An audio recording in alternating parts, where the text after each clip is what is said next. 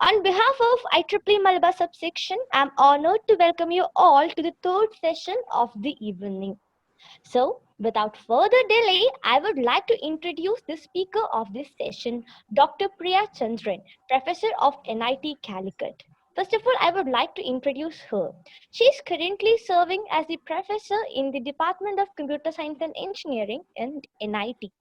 Dr. Priya took her PhD from Indian Institute of Science, and she is an expert in the area of algorithms and complexity, high performance computing, and formal methods for information security.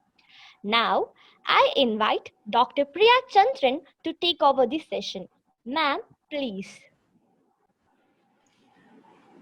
Thank you for the nice introduction.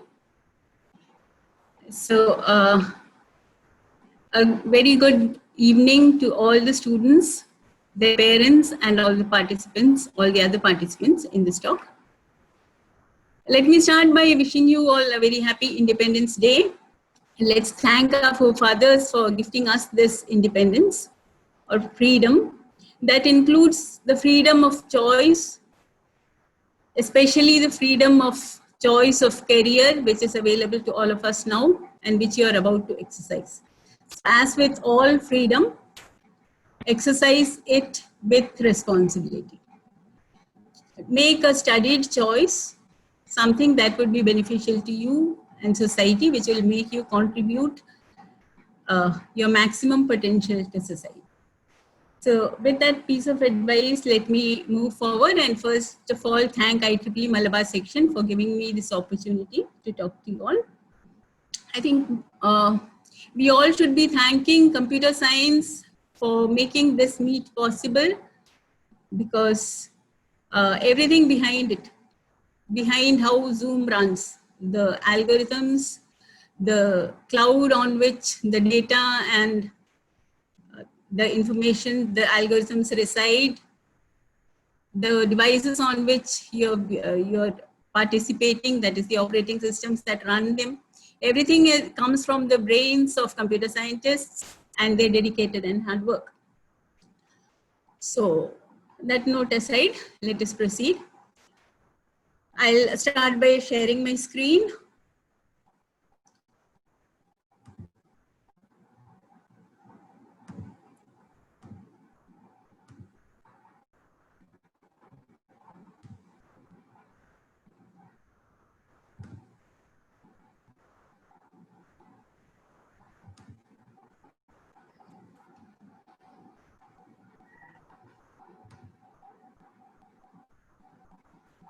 Okay, so the topic of my talk, why CSE? So I know you are full of thoughts and questions about what career option you should be choosing, and it's right. So basically, I think I'll start my talk in this way. As far as CSE is concerned, it happens to be the first choice. I think you all know that, of most of the people, and for reasons we'll list out as soon. But as far as the thoughts that come to your mind go, I think I would basically place the audience into three categories, or the possible career or aspirants into three categories. And I have a different thing to tell to each of those students.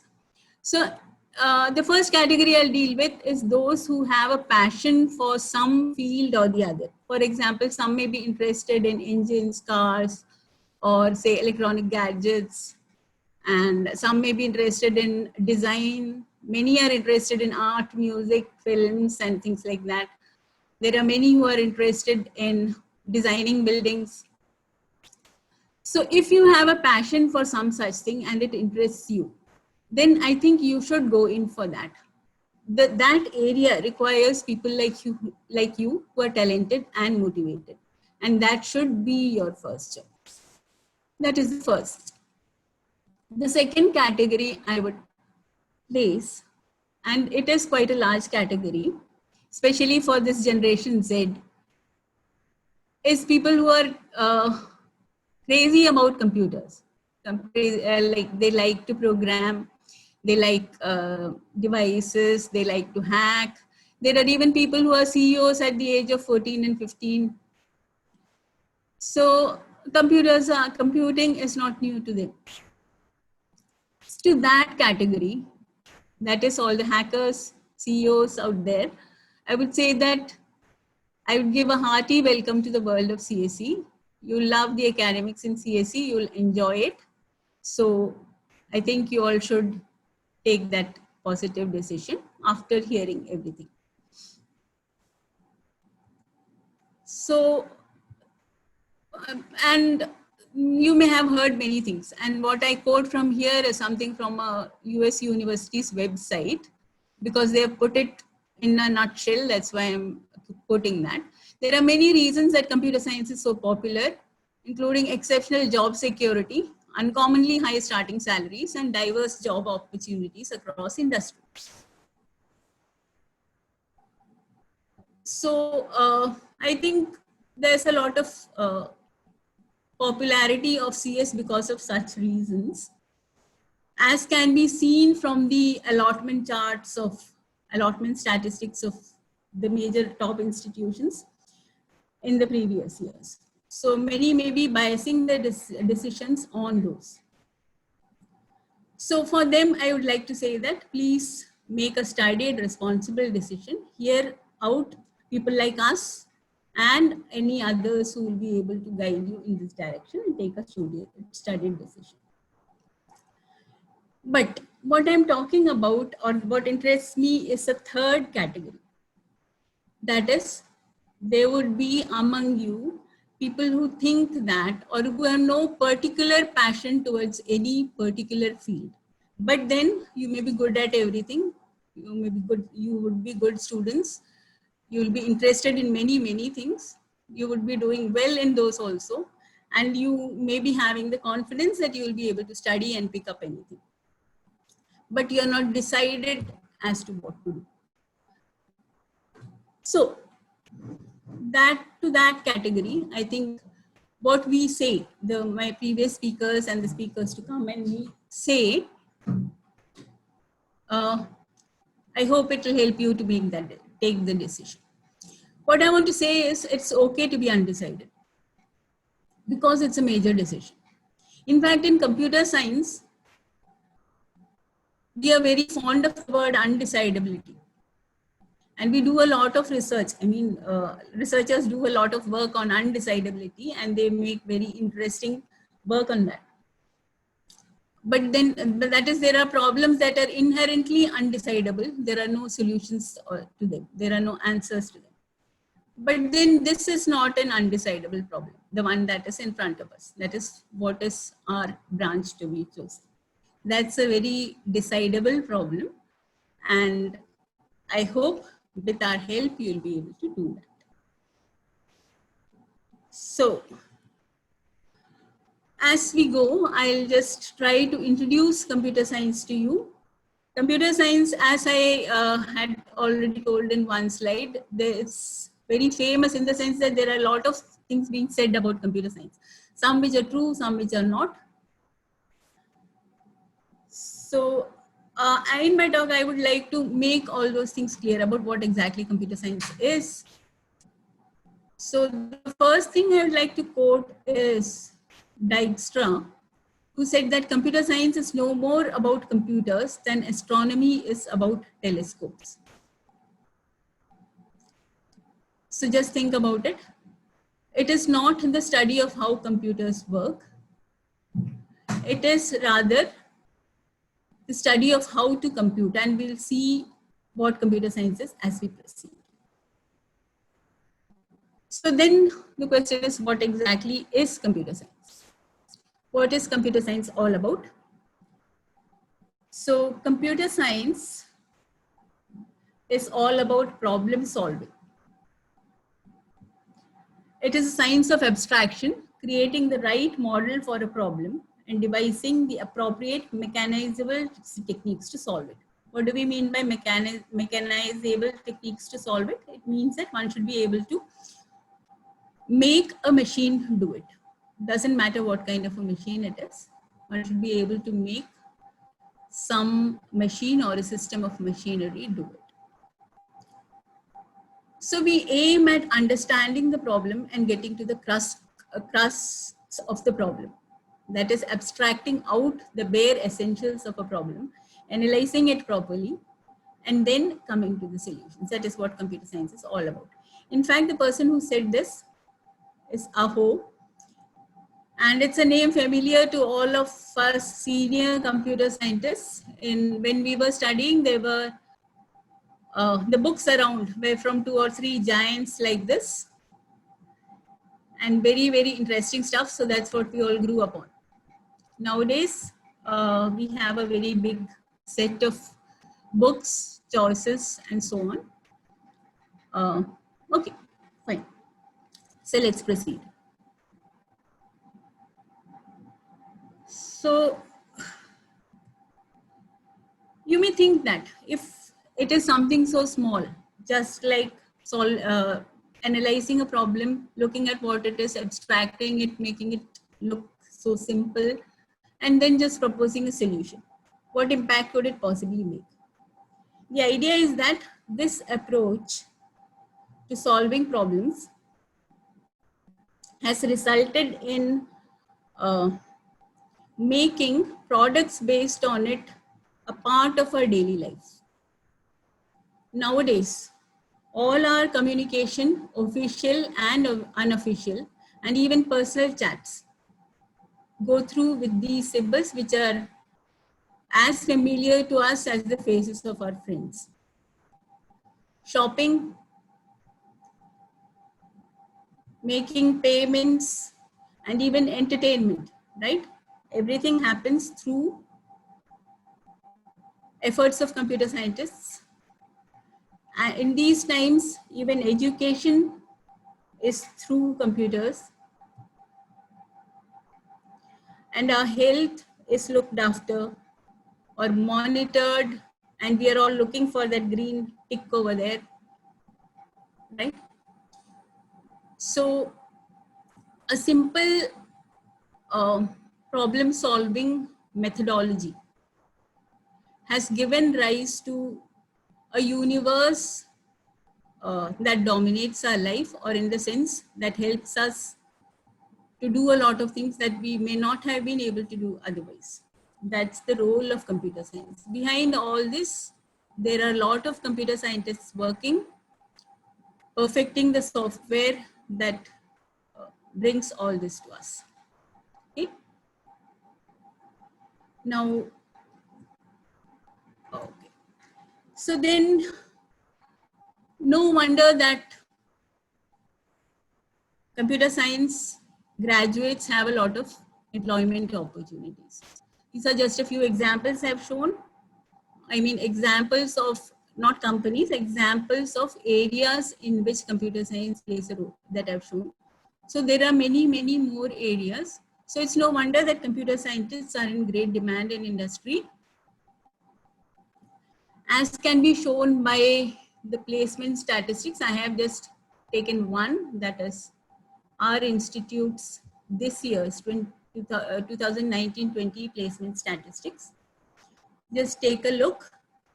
BTech Computer Science, total registered 125, out of them all have got placed. And the placement figure is 100%, right? And the closest second is 89.72. If you look at the salary figures, what we find is the max salary, 49.75.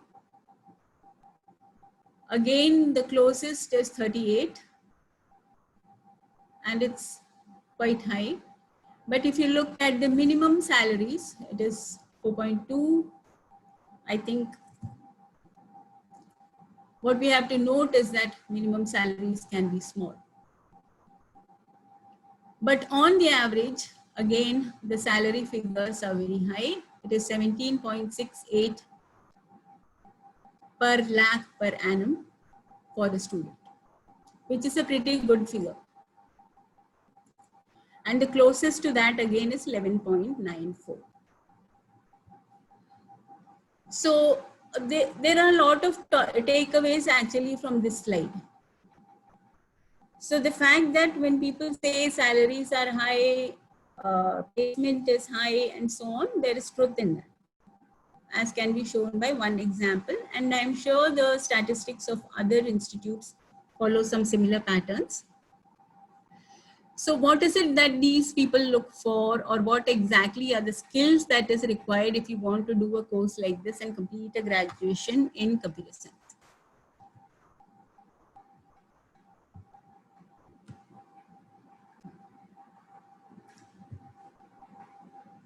So it's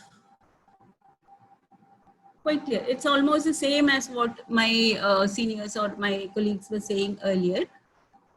In every field of engineering, certain skills are required, and this is somewhat like that. It's an analytical ability, that is, you should be able to reason, you should be able to apply logic and analyze.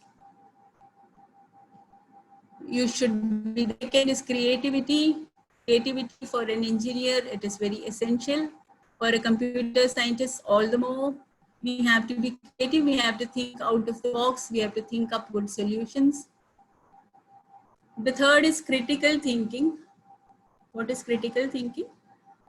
That is something we'll get trained through our course of study. It means that we have to learn to think objectively, in the sense that we have to think about all the processes, all the solutions or the problem from an objective point of view, that is from a detached point of view, and do a reasonable, rational and fair thinking about it before making any judgments. That is, before making any decisions, we have to do a critical thinking. And that is what I would advise you at this point of time to do. Do critical thinking before deciding on a career. So once you come into computer science, during your graduation, what do you actually study? Let me try to put it in a nutshell so that you will know what is coming if you go in for computer science. So basically, we could say that the things that we have to study could be divided into three major types of courses, or three major classes. So what are they? On one hand, we have theory, or the science of computing. On the other hand, we have the systems.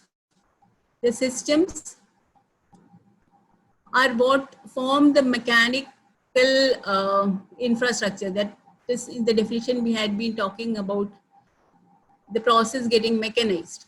So what exactly is that? Is something that this helps us to study. So solutions we would be finding are based on all these things. Okay, so I'll come to that. Then, how are all these applied so that people can use them, or they become useful in various fields, or direct as such applicable and useful to society? That is what comes under applications, and that is how all these things become visible to the layman, or be visible to all of us. So within each of these three, we can talk about courses, or talk about the very fundamentals of what we study, which is the inner circle, and then the other courses that form a part of our core or form a part of fundamental computer science that we have to know, that is the second circle. And then the last one is the specialized courses, many of which we have to essentially study, and some of which are elective courses, or what we can choose to study or not, again depending on the curriculum that is offered at various places. So for all these three pieces that you see, pieces of the pie that you see, these three layers of courses are there. So, and now I'll just go quickly over them. So as far as theory is concerned, fundamentally we'll be studying a lot about discrete mathematics, and we'll be studying data structures. When we say discrete mathematics, we mean algebra, which forms the basics or basic of many applications ultimately. And then we also have to study about logic, we have to study about recurrences, and so on, probability, etc. Data structures, I think many would be familiar with the word. We have to, then the next thing is about algorithms.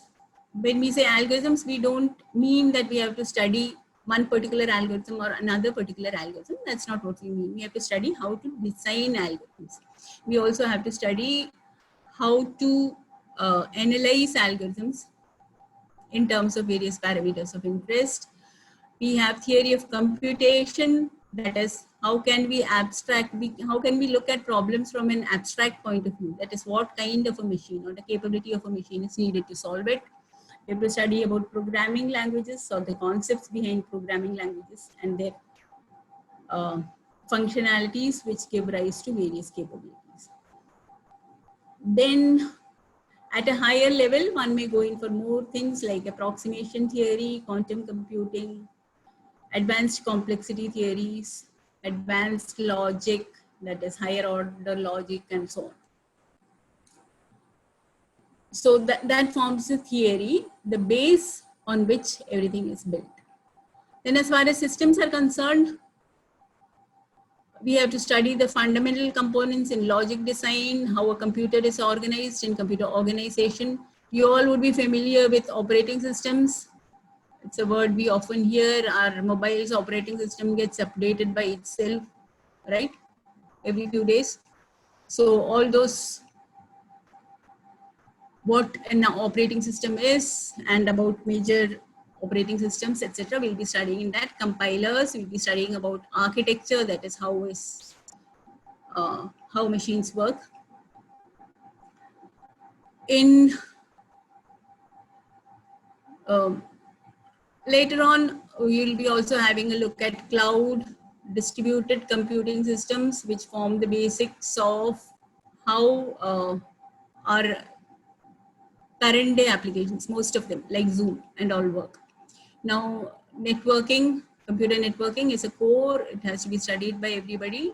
It's something that has a lot in common with electronics, as Madam had said earlier. IoT again, similarly. Now, moving on to the applications domain, at the fundamental level, one has to know statistics and programming in order to write programs. Then at the next higher level, we would say database management systems and software engineering, and the fundamentals of security have to be known if we have to make good applications. At a higher level, we can think about many more than what I have listed here: image processing, speech, natural language processing, artificial intelligence, machine learning, etc. come at the highest level of applications. Now, AI, ML especially has a lot in common with theory. So these streams are not actually very independent, even though I have drawn these black lines, they have some overlap. Okay, so that about, if you have any questions regarding any of these things, you can post in the chat box, as we said earlier.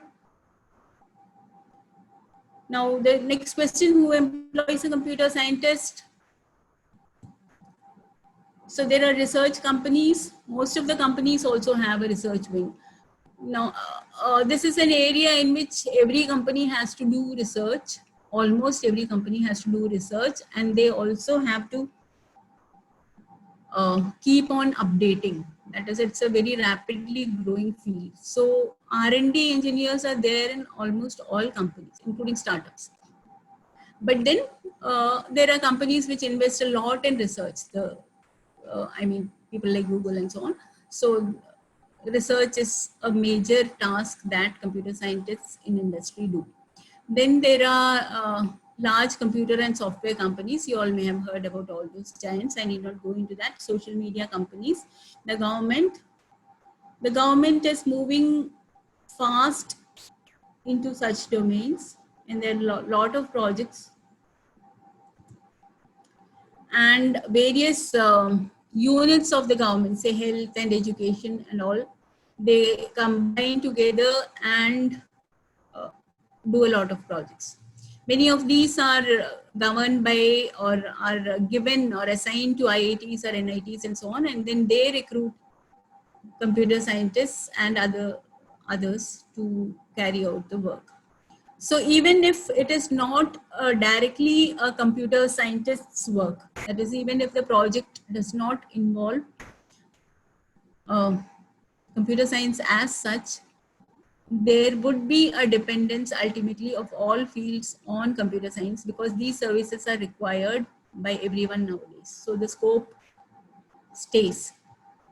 Large manufacturers of companies, financial service providers, banks, and business groups, and many more. And this is just a small list. There are many, many, many more. In fact, what happens after you join a company? So the previous speakers before me had been talking about the skills that one should possess if one has to work anywhere. So all that holds everywhere, including computer science. Ultimately, computer science, or most of the jobs to which you go in computer science, are in a way somewhat easier on, or somewhat more friendly environment than many others. I would like to state that at this point, because work from home, as you know, was introduced by the such companies initially. Nowadays, everybody is working from home, but then the work from home concept was introduced in major IT companies. And so, in fact, they do a lot to make the life easier or more convenient for people who work for them to a large extent. That is one thing I'd like to say. Then, how far can you go? How high can you go?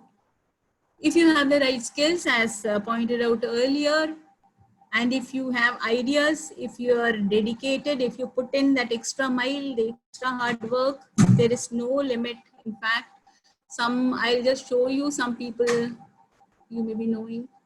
That is Sundar Pichai,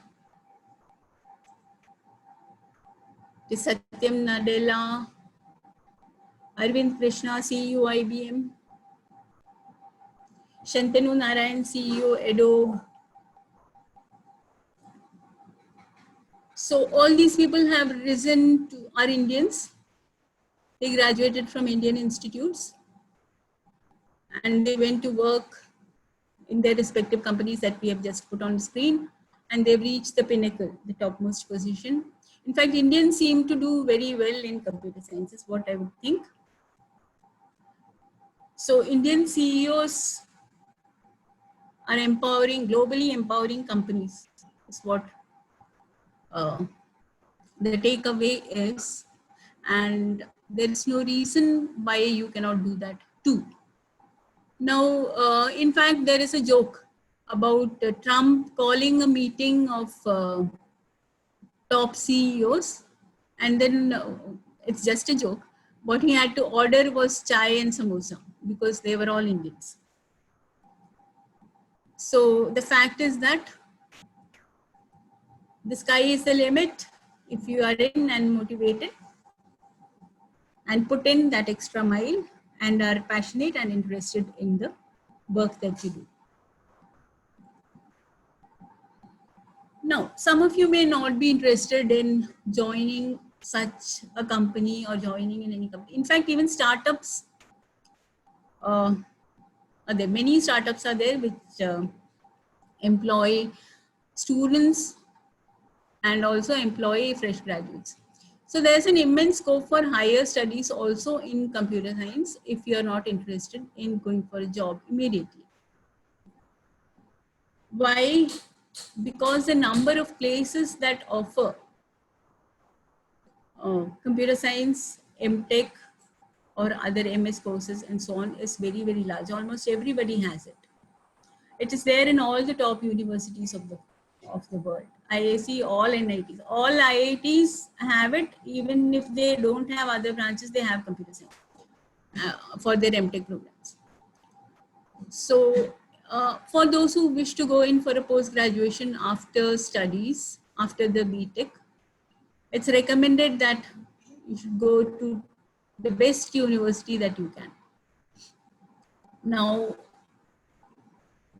another reason why there is an immense scope is because the number of specializations is very, very large.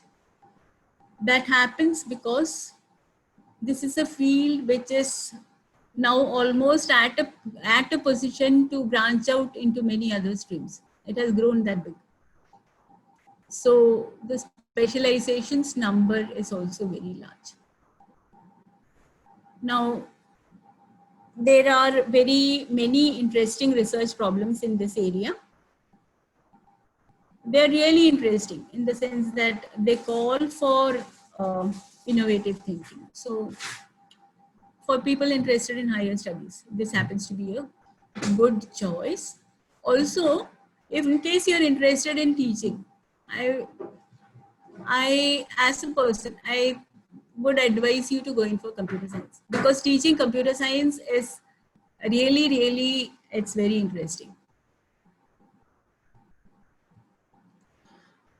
Now, moving away from all those, let me get back to the fact that you may like some other fields like medicine, art, education, music, etc. Even if you do that, as I said before, the best is you just join that field. Now, if for some reason or the other, one is not able to make it, for example, getting admission to medicine is more difficult than getting admission to engineering, especially in the Kerala scenario. So just in case you're not able to do that due to some reason or the other, I think computer science would be a good choice. Why? Because you can make contributions, meaningful contributions to the field of your interest. And you can work almost like working in that field itself. I'll tell you this with a small story. The story is about the person you see on the right of the screen. And what is he's holding? I think you all may have guessed it correctly. It is an Oscar. And who is this? It is none other than a BTech computer science student from our own institute, NIT Calicut. This is our official Instagram page in which we had posted this news. So you can just read it, right? We express joy and pride on the second Oscar award for Sarjan Skaria. That's his name, Sarjan Skaria. And he's sitting here. This is the person. And it was for the Toy Story 4, the name of the film. And he's works in the character team. That is the animation part of it. He has been working on this before. Earlier, he had won an Oscar, which was for Inside Outside. So at this point, I'd just like to say, just follow our NIT Calicut NIT official Instagram page and Twitter handle to get more such news. So as far as Sarjan is concerned, I have taught him, and many of us in the department have taught him. He was interested in art and drawing from his childhood. In fact, in class, he used to, not in class, outside class, he used to draw caricatures of his teachers, many of which are available. And there is one of them along with this Instagram post also. We have posted it, a picture drawn during his REC days of his class. So after that, he joined for an MS, and then from there he joined Pixar. And since then he was working on animation there, and he won 2 Oscar awards. So that's the kind of thing you can do even if you're not interested directly in computer science, but interested in art or cartooning and such things. Okay, so even music, writing, etc. have options. So as far as scopes in other fields go, films, medicine, biology, police, even crime prevention, technical writing, education. Education sector is now largely moving into or relying on computer scientists. 3D printing is a new technology that has come in. The algorithms for that, again, development that is going to reach out into a lot of different fields. User experience creation is one of the latest things that many large giants are working on. Virtual reality, augmented reality, they are making their way into daily life now. So all these fields call in for people, and computer scientists can make great contributions into those fields. Now, I was told that I should be talking about fields related to computer science as well, and I'll go through those quickly. So there are many words that we hear, and then people sometimes get confused. So let me try to put those in short as quickly as possible. So starting with computing, that is the basic domain. That is, computing is the theory and science of computation, designing and building of software and hardware systems, creating and managing new computing technologies for a wide variety of purposes to meet the needs of people, organizations, and society at large. So we can see that it includes the three categories that I had said: the theory, the systems, and the applications, right? This is a definition that has been given by ACM, the Association for Computing Machinery. And IEEE also contributes. IEEE, ACM together, set some standards for all these terms and topics. Now, computer science is what we had been talking about all this while. Now, coming to software engineering. What exactly is software engineering? It is the application of a systematic, disciplined, quantifiable approach to the development, operation, and maintenance of software. So software engineering dealing with the development of software as an engineering process, that is making it measurable, quality assurance, and things like that. Then about computer science and engineering, what exactly is it? So computer science combined with a focus on software engineering, that is the production of software, it is computer science and engineering. And that is our mainstream course, which is offered by most of the institutes, including NIT Calicut. Then you may have seen computer engineering at places. Computer engineering has more of a focus on hardware than computer science and engineering. In fact, it can be called as a fusion between computer science and electrical engineering. That is, one is interested in interfacing or working with hardware components and seeing and designing systems based on a combination of hardware and software systems. The next thing is information technology. That is, again, we have the ACM and the IEEE definition of that.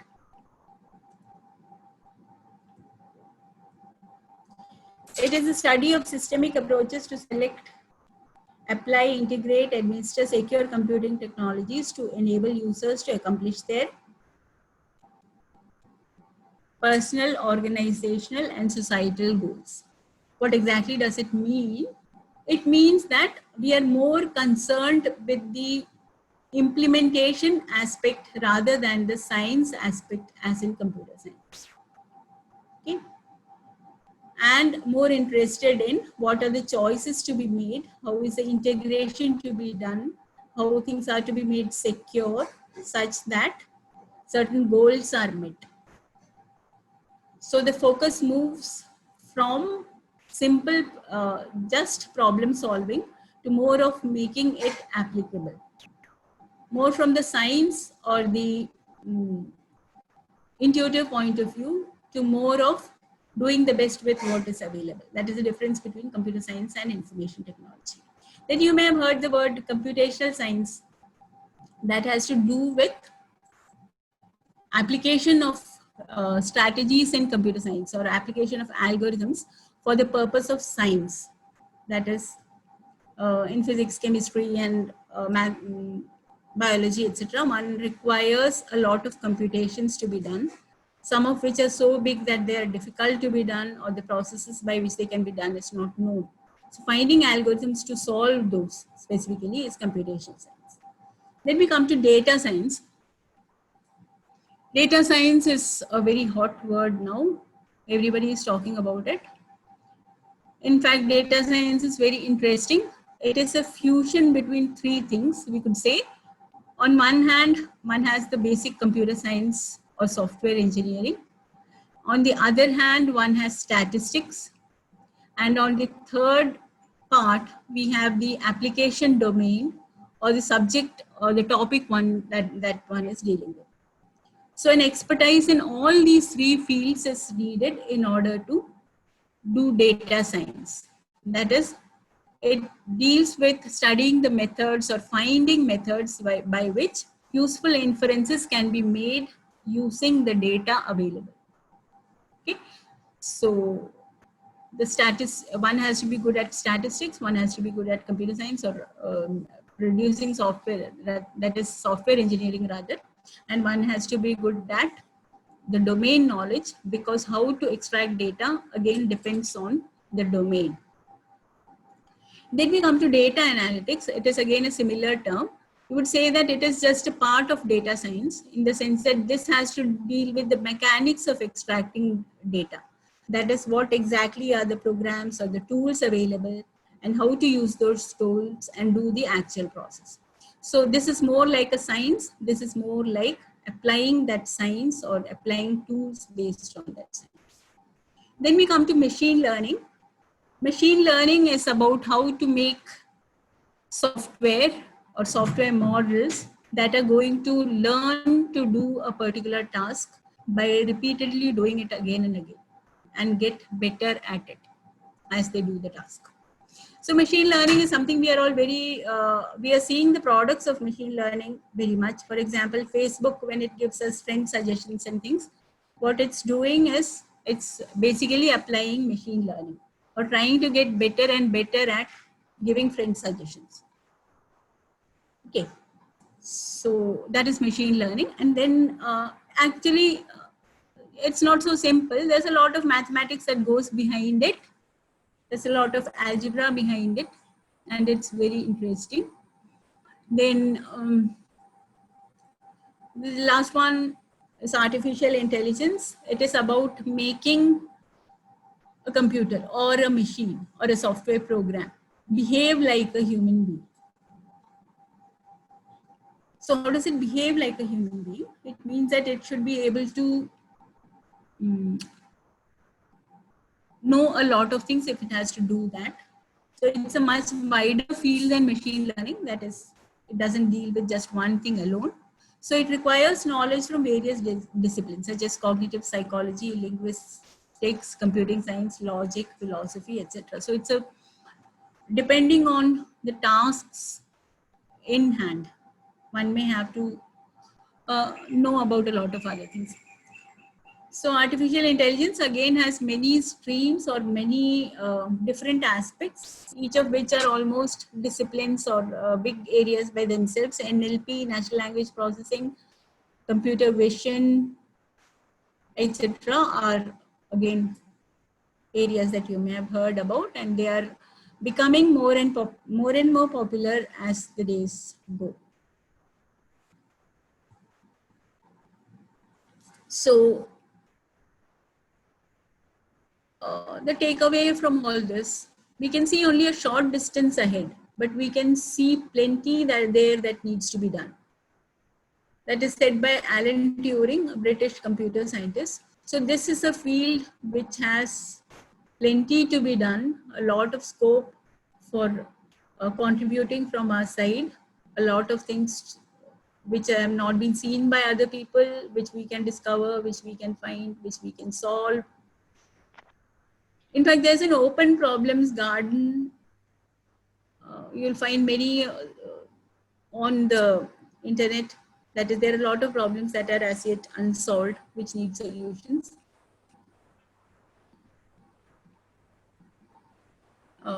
So it's all in all, it's an interesting field. So from my experience and from what I have seen is 30 batches of computer science graduates who have passed out who have graduated from our institute. And I have many colleagues, friends who are computer scientists. From that experience, I'll share with you, you'll never regret becoming a computer scientist. I have hardly seen anybody who says that, no, I should have become something else. You never forget the fundamental tenets of computer science. It's not easy. It's something like cycling and so on. If you learn to think, or if you start thinking in a particular way, that doesn't leave you. You never forget the fundamentals.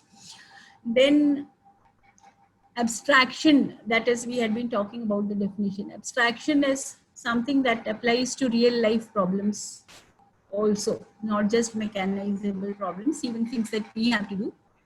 And the separation of concerns, that is, keeping unnecessary details away from distinct objects. It helps us in understanding and solving many problems in real life too. So that is something again which we gain from our study of computer science and stays with us for a lifetime and helps us in our life. So those are some of the things that I wanted to share with you. So thank you all. Thank you for listening to me. Wish you all the best. Take a studied, wise decision. All the best. Thank you, ma'am. Actually, we have some questions from our audience side. So, Mr. Sure. Sriram, can you please moderate the questions? Yes, thank you, Vidya. Before we start the question answer session, I would like to request all the participants to fill in the feedback form that is already being shared in the comment box. Please spare a moment to fill it up because your feedback is equally important for our tomorrow session as well as our upcoming editions of this wonderful event. And Priya ma'am, thank you so much for taking an effort to have detailed elaboration of computer science and related areas. I'm sure that all the aspirant engineering students in this session was finding it very helpful because that is evident from the tons of questions we got. So before I start, I again repeat, dear participants, please take a moment to fill in the feedback form. Ma'am, one very common question what we have seen here is, many students have asked, I have taken either Biomax in +2 or I have taken a branch which doesn't have computer science background in 12th. Is it possible I can take computer science engineering for my BTech? Or how tough it is? Okay. In fact, it's a very interesting question. I think you need not have any doubts at all. You can take computer science because studying computer science previously is not at all required for pursuing a program in computer science and engineering. In the first year curriculum at every place, you'd be having a course on computer programming where you'll be picking up and catching up with all your peers. Moreover, in fact, I'll go a step further. There are many colleagues of mine who think that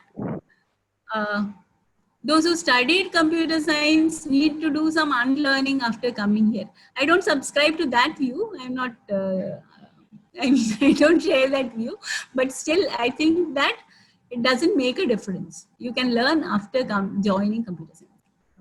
Thank you. Before I go to next question, there is one more request to the participants.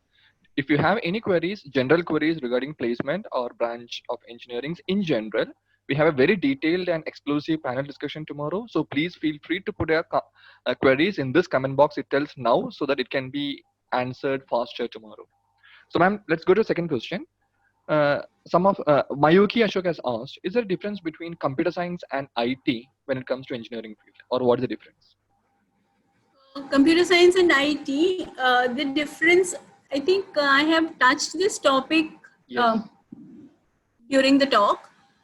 I'll go a step further. I think I'll say that again. Computer science is more of a science. It's more about solving problems, as we said. Whereas in IT, we get down to more of making the products useful. Okay, so it's more of an implementation centric and more of a choice between what to do, what to opt for to get the maximum, whatever are the parameters that you're trying to maximize. Whereas computer science is the fundamental study or devising how to solve, understanding problems and how finding out how to solve them, or Okay. devising solutions to solve them. Okay. Ma'am, another question is about placement. What are the job opportunities in defense in particular after computer science, and what are the job opportunities in general in government sector after computer science? Again, the government sector was something I touched upon. Now, job opportunities in defense, I'll take that first. Now, wherever computers are used or wherever equipment that deals with um, machines that have processors and are programmable are there is a need for computer scientists there. Okay, so there are many such things. In fact, databases are things that everybody needs to maintain, including defense. So there is a need for people who work in the databases.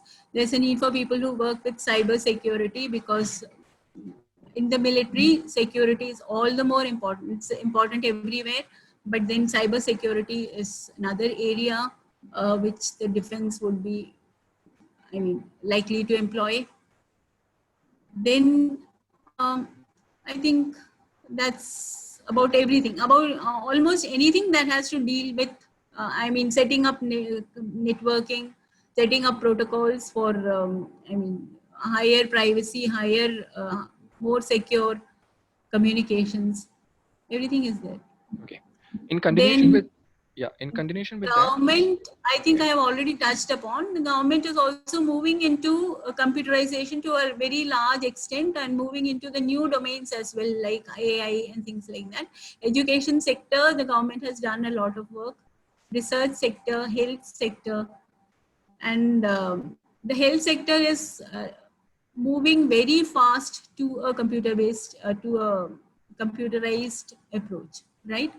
So big data analytics and so on. So all those things are what the government is looking at. Even as I had said earlier, crime detection and even predicting the various events like say riots and things like that. So okay, big data analytics is also a field where even defense and government may be interested. So there are many such things, right? Almost all areas. okay, ma'am. And there is another question in the related area. We have many new different areas like digital forensic and cyber security, which is different from the routine programming jobs. So the question is how broad or niche these areas are to get a job opportunity there. So when you say that, are you talking about a specialization, say an MTech specialization in digital forensics, or are you talking about studying a particular topic or a subject called digital forensics and moving on to working in that area? What Ma'am, exactly is ma'am, you I mean? think the participant is bothered about the job opportunity in this area. How easy to get the job or how tough. Digital forensics as such, I think it would be having less employment opportunities as compared to somebody who is specializing in some other areas which are of more interest or more finding more applications, right? Okay. Digital forensics would be of interest, but would be of limited interest to people who are dealing with exactly cyber security. Even the police and so on may be interested in that. Okay. And ma'am, So another it would question be is, yeah. having job opportunities, and it is likely to be highly paying also, because it requires very specialized knowledge. So Okay. when specialization increases, one can think that salaries increase, whereas opportunities decrease. Okay. Ma'am, we have As three. Yeah. Ma'am, we have three more questions. Before that, I again request all the participants, those who are not yet filled the feedback form, please take a moment to fill it, which will be a very great help for us. And ma'am, the other question is there an opportunity for a computer science engineer to have a job in ISRO? ISRO. Yeah. Yes, there are already many computer scientists working in ISRO, And I think in their recruitment drives, they do take people from ISRO. And I personally, I know many senior persons, computer scientists who have been working there or who are still working there. So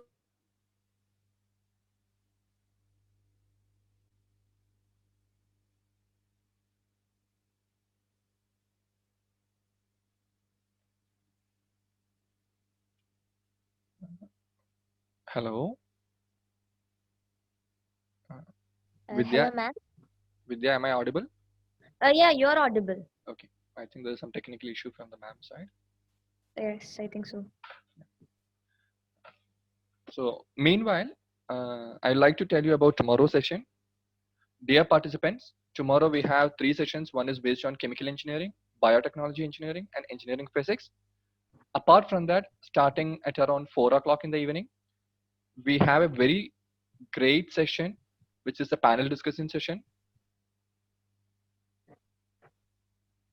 Hello, ma'am. I'm back. Yeah. Somehow the connection got disturbed. That's okay, ma'am. Welcome back. Okay. Okay, so I don't know how far you heard because.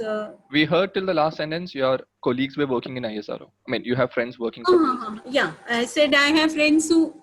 Am I still audible? Yes, ma'am. Okay, I said I have friends who work in ISRO, VSSC, in fact. So they work as software engineers. I know one person who works as a quality assurance engineer.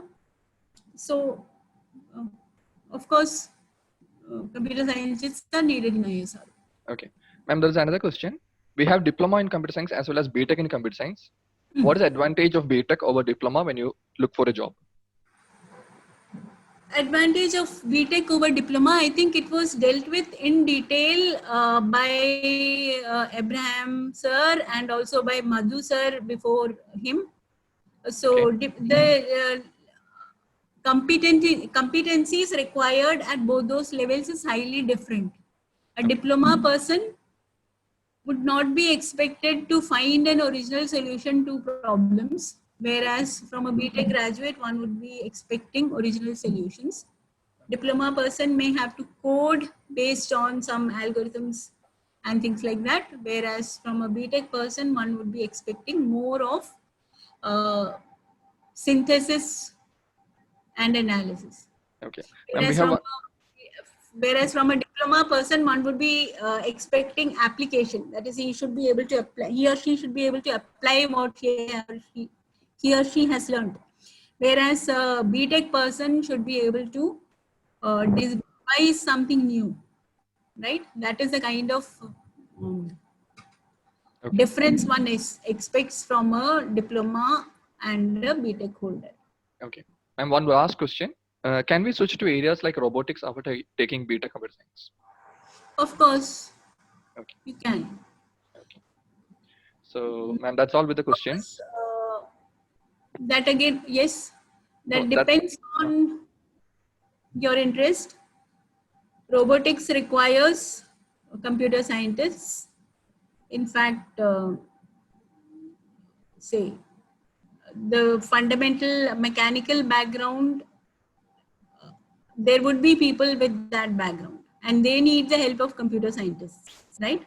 So computer scientists would be helping or would be playing a large role in writing the software for the robotics application.